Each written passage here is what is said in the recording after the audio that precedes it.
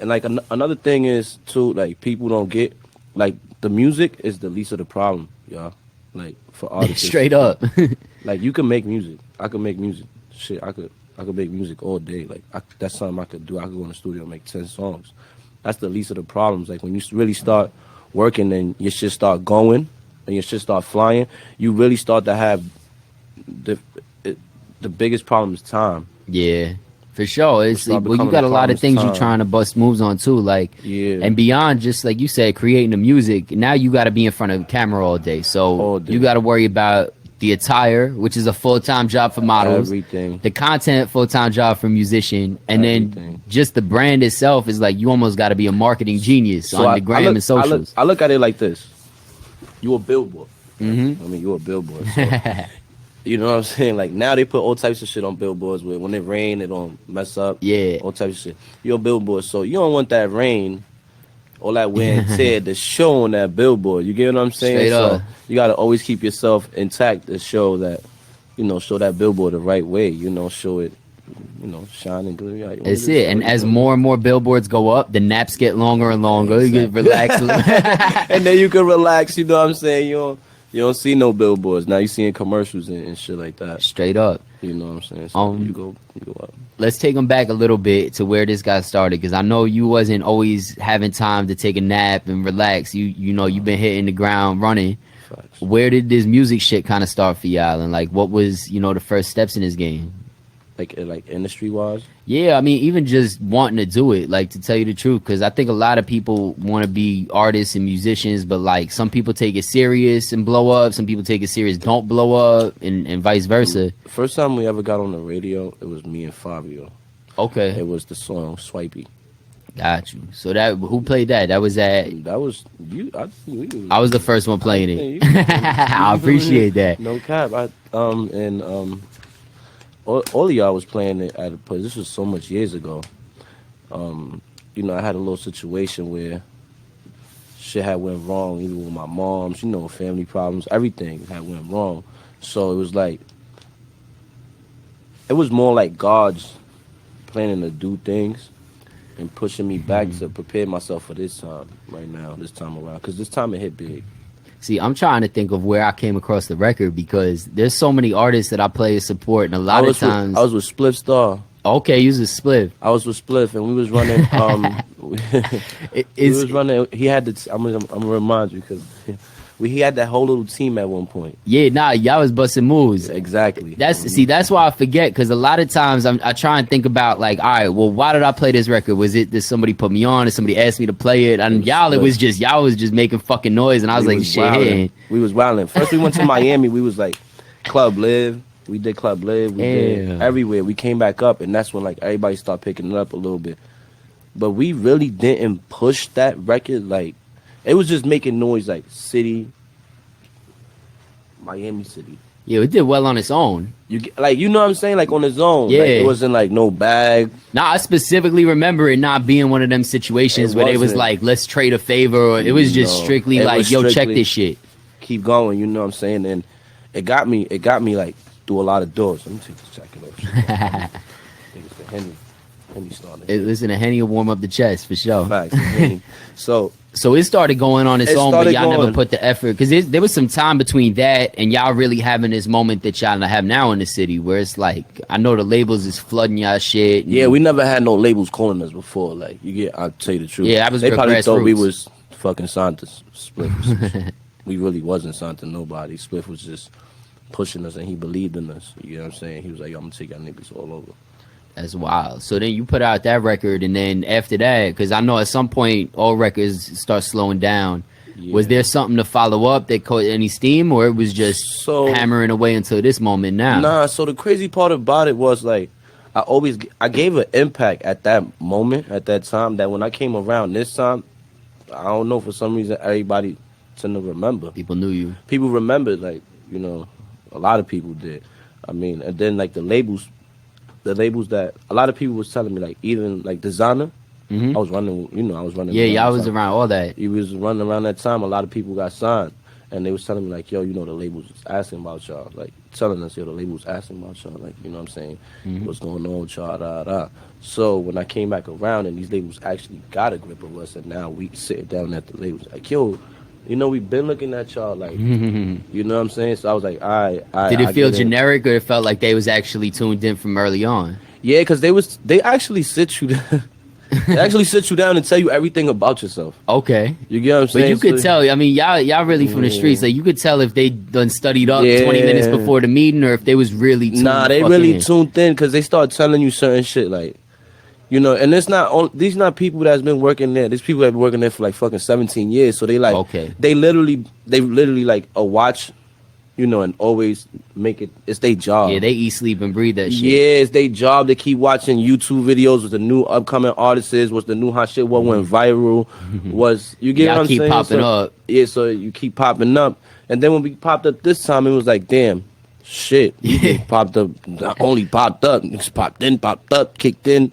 Yeah, y'all done took the city like by the neck, not for nothing. Yeah. Like, I mean, I don't want to drag nobody else's shit, but there was somebody who had a big record that was just starting to kind of bubble, and I think y'all came through with this one. Like, Fabio went crazy, and and then y'all came through with the Savage joint. Is like, it's a movie. So yeah, that project, Savage. It was me and Fabio forming. It's a big movement behind that, and we gonna put that out big, because I can't really talk too much on that. It's all good. You feel me? But it's definitely a big ass record.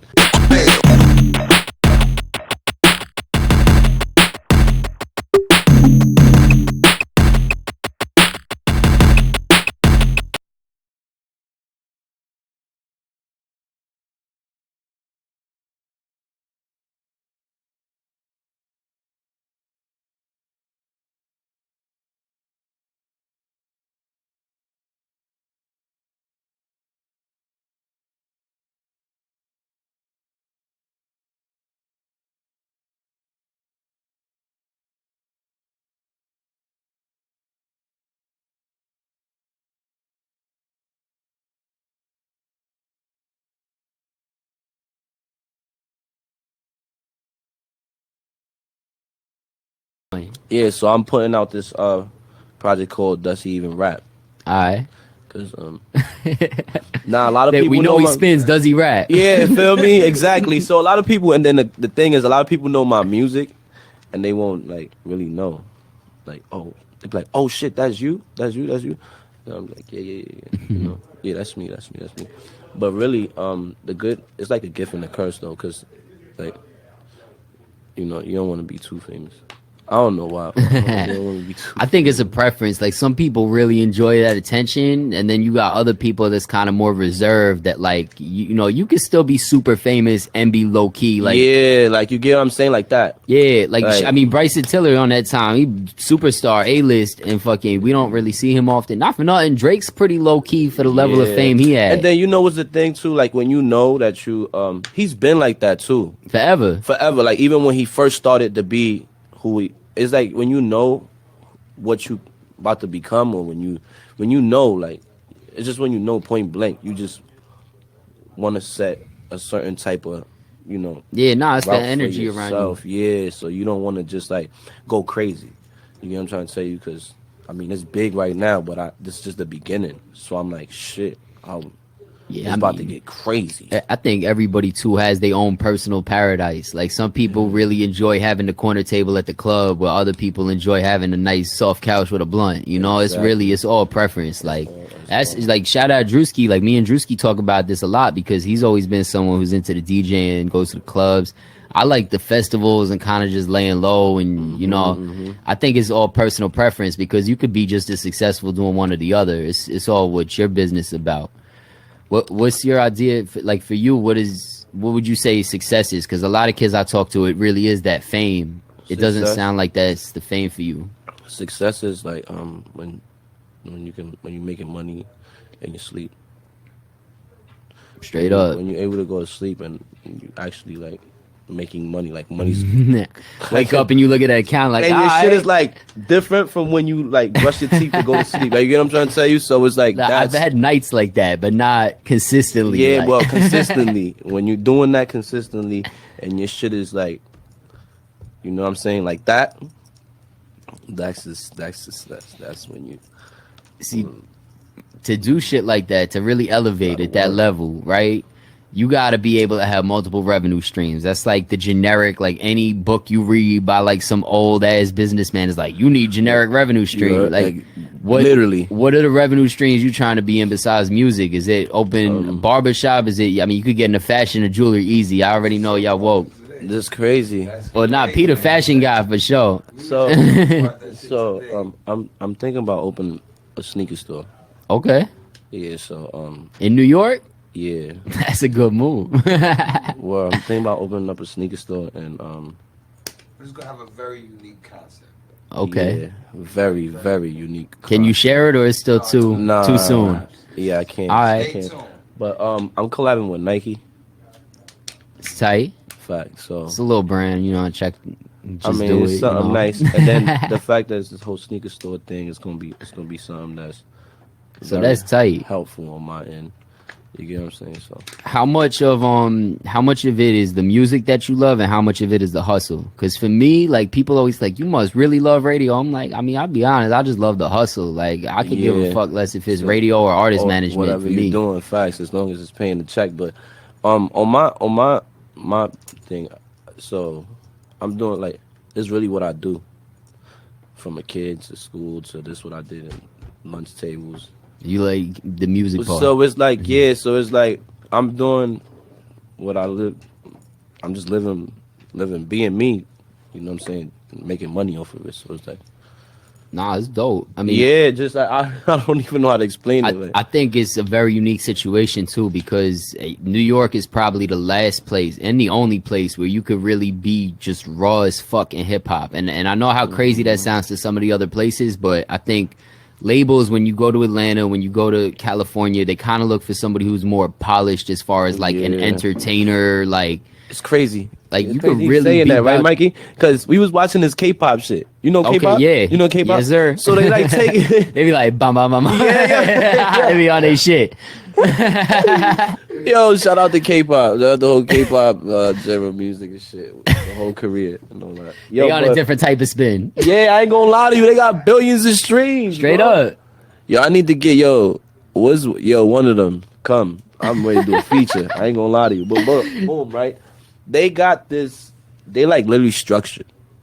Like these artists can't be like nothing. Like not even near someone that smoke a cigarette. Yeah, nah, they on their ass. What? They is on their ass. Yo, Jesus. So yeah. They on their fans' ass. Like you gonna listen to this K-pop? Yo, you hear me like that? Like word. Shit, like yo, government. Like all types of shit. So I'm like, damn. You know, as you know, when you know certain shit and you start getting into this industry and you start noticing, you're like, damn, we ain't doing shit compared to music. But really, we making big noise. You know, shout out to the UK too. I think too the fact that like I mean a lot of people don't realize that. It sounds like you do though, but the goal ultimately for anybody in anything, no matter what it is that you want to do, it's all about being able to live your life on your terms, right? Whether you in business, whether you barber or whatever, you want to live on your terms. And there's very few artists that's able to do that. A lot of artists need to compromise shit that they want to do, people they want to work with, to be able to fit this mold to get the bag. When you do it from the street level, you really build this shit out on your own. You set the narrative for what moving forward is going to be. If a label signs you, they signing you knowing you on some street shit, and you very well might stay on that. And it's like, I think with what you guys do, you can't really put y'all in a box to be like, nah, we signed y'all, but we expect this now. It's like, you got the neck tat, it's not going nowhere. No. This is what the fuck we doing. It is facts. And there's a big benefit to that, even if it's not making $1 billion like these K-pop kids. You make enough money regardless to open up a sneaker store, make a couple hundred bands a year, if even like probably way more than that at this point. Like, we gonna get to the good ones. But Yeah, that's we the don't thing, get to the like, billion. Shout out to my boy P. He got a lot of connections in Hollywood. Shout out to Netflix too. They put me in some shit. We got a but you lot see, going on. ultimately, motherfuckers is tuned in because you living how you want to live.